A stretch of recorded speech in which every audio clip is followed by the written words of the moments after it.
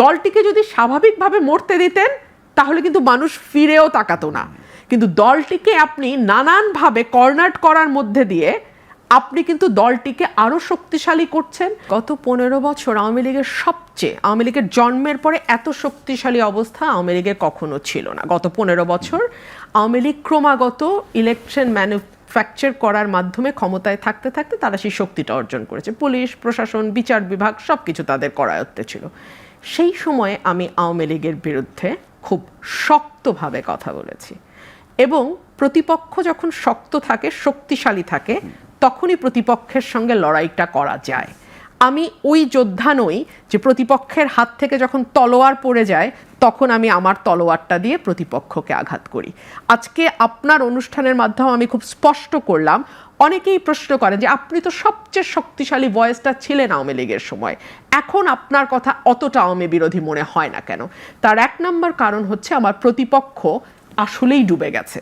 এবং আমি যখন আওয়ামী লীগের সঙ্গে টকশোতে বসতাম, বিশেষ করে 24-এর ইলেকশনের আগে আমি বলেছিলাম আপনাদের এমন পতন হবে যে আপনাদের সম্পর্কে টকশোতে এসে যে একটা আওয়াজ করবে এই লোকও আপনারা খুঁজে পাবেন না, দেশ ছেড়ে আপনাদেরকে পালাতে হবে। আল্লাহর কি ইচ্ছা এক্স্যাক্টলি তাই হলো, এক্স্যাক্টলি।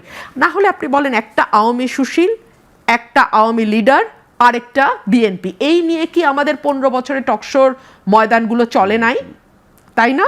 এখন বিপ্লবী, অতি বিপ্লবী, বিদেশি বিপ্লবী, তাদেরকে তো আমরা 15 বছরে ময়দানে পাই নাই ভাই। হ্যাঁ, সো আমার প্রতিপক্ষের হাতে যখন আর কোনো অস্ত্রই নাই তখন তার পেছন দিয়ে ছুরি মারা, আমার ছুরি আমার তলোয়ার ইচ্ছা মতো ব্যবহার করা, এটা সবচেয়ে বড় কাপুরুষের লক্ষণ। ইশাকা মানসিংহের সেই যুদ্ধের মতো। অ্যাবসলিউটলি, এটা সবচেয়ে বড়। এবং আমি সেই কাপুরুষ পরিবার থেকে আসি নাই, আমার রক্ত সেই কাপুরুষতাকে সমর্থন করে না। সো যেটা ন্যায্য, যেটা ন্যায়সঙ্গত, আমি সেটাই বলবো। এটা কার পক্ষে গেল কার বিপক্ষে গেল আমার কিচ্ছু যায় আসে না।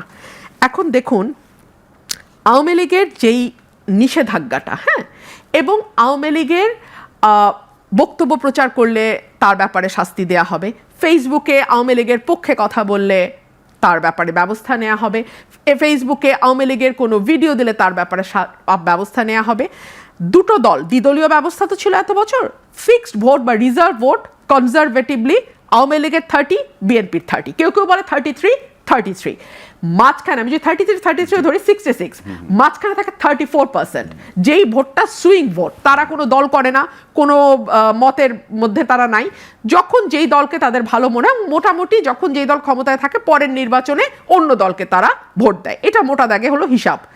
এই 34% মানুষ কিন্তু গুনছে যে আপনারা কিরকম আচরণ করা হচ্ছে দলটির সঙ্গে।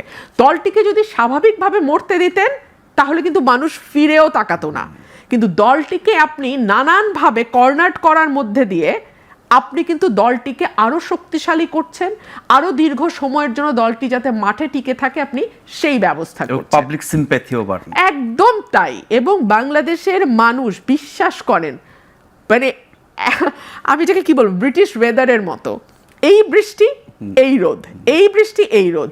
সো এখনই তারা হয়তো আওয়ামী লীগকে একেবারে ধুয়ে মুছে, যেই মুহূর্তে আওয়ামী লীগ পড়ে গেল সেই মুহূর্ত থেকে দেখবেন একটু একটু একটু একটু করে মানুষের সিম্প্যাথি সেই দিকে যাওয়া শুরু করবে।